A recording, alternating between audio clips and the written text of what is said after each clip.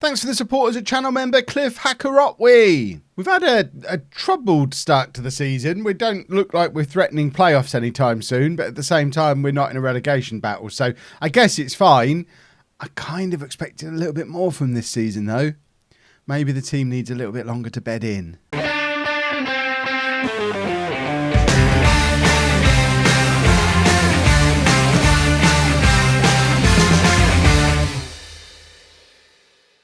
Hello and welcome to part 84 of Bourne Again. I'm Kevin. Coming up on today's episode, we have two games in the Championship for you, at home against Derby and away against Villa. Since you were last with me, very, very mixed form. As I mentioned, we've lost a few games, including some you probably wouldn't have expected us to lose. Home against Blackburn, one of the few teams who have a smaller wage budget than us, was unexpected. But then we've had a few wins you probably wouldn't expect as well.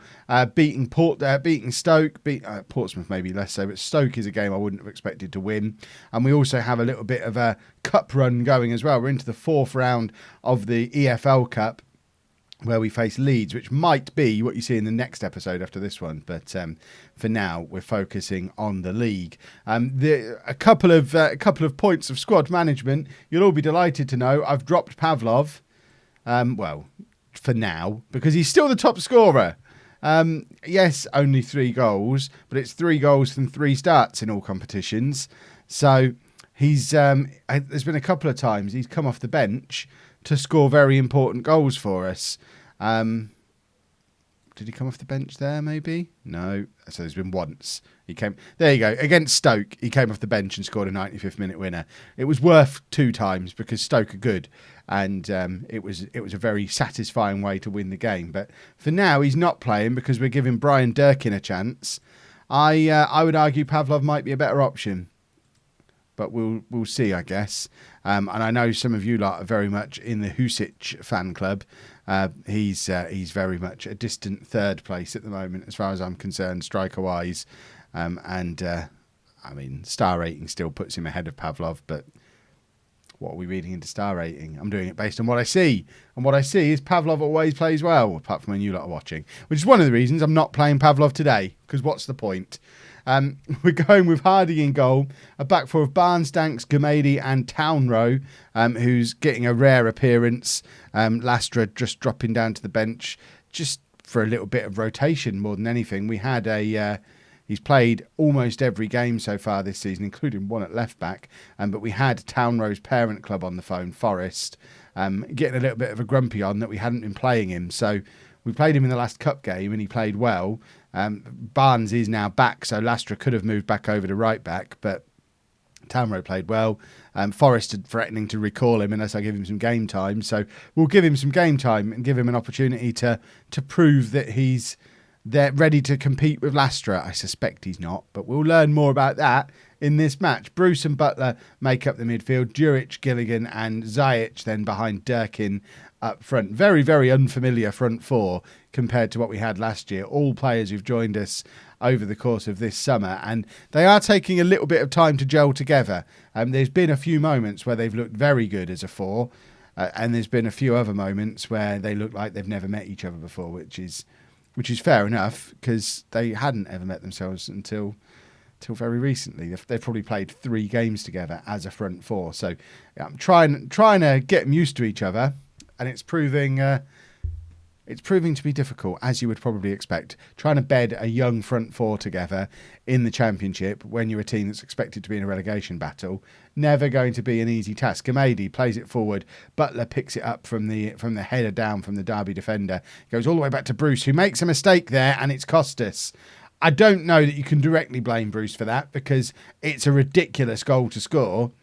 He had no right to stick that in the back of the net from where he shot from.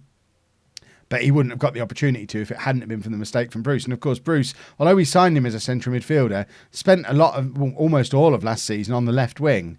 And it might be that that's where he ends up going again. But of course, we spent a lot of money on Djuric to play in that role. So it's difficult to squeeze Bruce into the team. Rotation. If you watch both series, you'll have heard me moaning about rotation in non-league to legend earlier today. And it's almost like we've got the same problem here at Bourne in that We had a decent season last year with quite a small squad. We've brought in a lot of players who are of roughly similar standard to the ones we had last year. We've not really upgraded any position, but we've got more options in each position now. And it's almost a disadvantage to my brain because I then don't know what to do with my options and I'm always second guessing myself. When I put together a squad and there's an obvious first 11 and there's not really any way to vary from it, that's easy management then. It gets hard when you think, right, who do I play at right back? Which is why we've got Town rowing today. Where can I play Bruce? Which is why he's in midfield today. And as you can see, it is costing us because we're 2-0 down after 18 minutes and we've not even had a shot yet. I don't want to see you replay. We need to show some passion. Gilligan's now injured. We've got Train on the bench. You can just come on for him straight away, which is easy enough to do. Now we'll have the passion, please.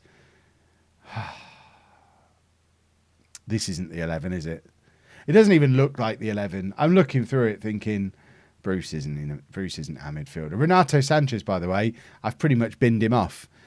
He was really poor for his first 4 or 5 games, and Hernandez came back from injury, and he forced his way back into the team, although he's not there today because Bruce is. I don't think Renato Sanchez has played since like the 5th game of the season, and we're paying him a lot of money to just not even sit on the bench. But he might have been I might have got a bit excited about having a former wonder kid, and Swansea fans warned me, and I didn't listen. Barnes plays it forward to Juric. Juric goes past his man. Can he get a cross in? He doesn't. He plays it back to Barnes, who plays it forward to Durkin, and it's a really tame effort from Durkin. That was poor. He was offside as well. He does not look like the answer. How much do I still wish we'd been able to get Andy Abbott, who is now at Sheffield Wednesday, in the summer? He would have been a proper difference maker for this team. And until we can find somebody like that, I think we are going to be forever a mid-table side, just waiting to stumble across a really good striker. And Durkin again showing that he's not that really good striker that we need to stumble across. Corner with Zajic, finds nobody. It's a Derby shirt. Juric now trying to get back there and really took his time. And we've already had what been cost 1 goal by one of our midfielders faffing about in a situation like that. This time Juric does go back and win the ball back. He does really well, but we've got to faff around with the ball less. We want too much time. Right, Durkin's coming off. Why is Pavlov not on the bench? What has happened here? We don't have a striker on the bench. How has it come to this?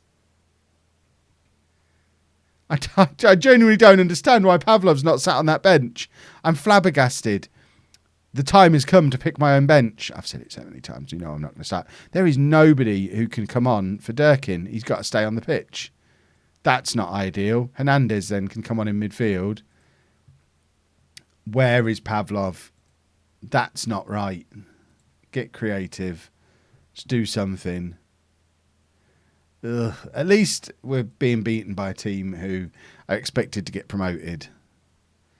So it's a game we wouldn't have been expecting to win, but all the same, we've been really poor in it. Let's just get Clark on. What's the worst that can happen now? We've lost the game. Unless we score here. Zajic finds Gamady and he does score. Maybe. Right, now we're going to demand more. Because maybe we might be able to salvage something from this. Demand more. It's a lovely corner. Lovely header from Gamady. He is a constant threat from these set pieces. He's 6'5" and he knows it. And he's very threatening from the air from these corners. That's his 4th goal of the season. I think he is our top scorer now. And it wasn't enough. We got the 1 goal back. I guess I can't fault you for your performances. We need an inquest about why Pavlov wasn't on that bench. And now Gilligan out for a month. It gets worse. Well, he's not going to be on the bench for this coming match either. 6 to 7 weeks out for Pavlov. Love it when the injuries start to accumulate. I guess the one positive is it's going to force me into a first 11. So that luxury of choice is slowly disappearing. Right, a little bit of shuffling around for the Villa game then. Lastra comes back in at right back. Hernandez coming into the central midfield where he's supposed to be to allow Bruce to push back out onto the left wing. So Juric drops down to the bench. Train comes in for the injured Gilligan, and we have now got Husic on the bench as a striker option for if Durkin is poor again, because, like I say, he's not impressed at all so far. And this Pavlov injury and Durkin's poor form might be the opportunity for Husic to finally get a run of game time, because when we brought him in, it was with all the fanfare of expecting him to end up better than Pavlov, and he just never really showed that he was. And I know some of you are going to say, you never gave him the chance, Kev. He had plenty of chances last year. He played a lot of football last year. Remember, you don't see all the matches. He played a lot of football and never really looked like he was very involved. He scored goals, but I need more than that from a striker. I don't just want him to score goals. I want him to bring my wingers into the play as well. And I'm looking for a complete forward from a bunch of players, none of which can play as a complete forward. That's my big issue. I want a proper complete forward, and Pavlov's closer to that than Husic is, at least at the moment. I thought we'd given away a penalty there. Luckily, we get away with it. Still 0-0 as we hit the half-hour mark. We've had more possession. Possession's lovely. We just haven't got a goal scorer. It's going to be the same old story over and over again. We haven't got a goal scorer. It was the same issue we had last year. It was the same issue we had the year before. We just haven't got a prolific goal scorer. There you go. We've been the better team here. I don't think we have.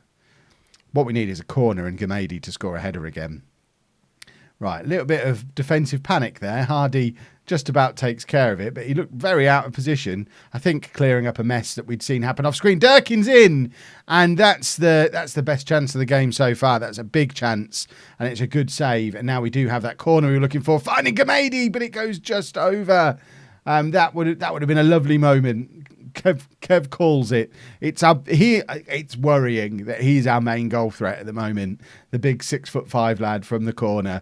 He's only here on loan as well. Yet another one of the constant players coming on loan from Forest. Forest and West Ham seem to be our two feeder clubs. Ziyech doesn't find Gamady. What's the point in a corner if you're not going to find Gamady? Villa now with the chance for a counter-attack, but luckily they're taking their time over it, although it is giving them the opportunity to get everyone back in their correct positions, and if they get there before us, that's going to be almost as dangerous as a lightning quick counter-attack. But they are taking their time, picking their passes. We need an interception here from somebody.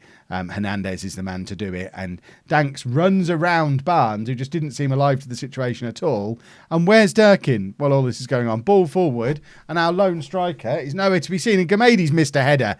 The man's 6'5". How on earth did that happen? He's 6'5", but thinks he's 6'7".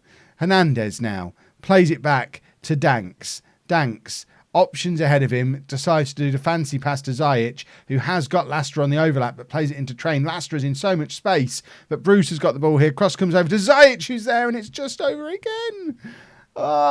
We need the goal to be 3 inches higher, and we'd be 2-0 up. Lastra now with the throw, finds Train, back to Lastra again, into Butler. Butler plays it over to Barnes. First time into Bruce, and Jake Bruce scores, and we're 1-0 up on 65 minutes. Villa 0, Bourne 1, and we finally have the breakthrough. We'll just have a look at it from the other angle as well. But it was a nice little move. Lastra into Butler. Butler fight. That was a lovely touch from Barnes, and a difficult finish from a tight angle for Bruce to put us 1-0 up. Right, let's get Husic on. Because Durkin, again, even my assistant manager there is saying bring Mejia on. I think Husic has upset my assistant manager somehow. Clark is going to come on for Butler, so we've got a classic Bourne midfield there, although I guess Arnautovic and Hernandez was the one that played more often last year. But Clark and Hernandez had plenty of game time together last season. Arnautovic struggled to settle in initially. Ziyech heading clear but not very far, and Villa again just trying to take their time and work some kind of move through our defence, and they do seem very comfortable, very confident having possession of the ball here, which I don't mind them having it here. It's when they then play that pass over the top and we miss a header, or they play it in between our fullbacks like this, because our fullbacks have pushed too far on. and they've hit the crossbar, thankfully. But they seemed willing to just keep the ball in that kind of area and wait for the opportunity to present itself. They know we're going to do something dumb. They're just going to wait for us to do it. And I think that's cheating, quite frankly. Right, who have we got on the bench who can come on? Danks is on a yellow card. I'm not bringing Catamol on in a game like this. What I am going to do is bring Mejia on, I think. He can come on that right-hand side. Villa have got a corner, but luckily it's not one that warrants a highlight. That's my favourite kind of corner for opposition to have.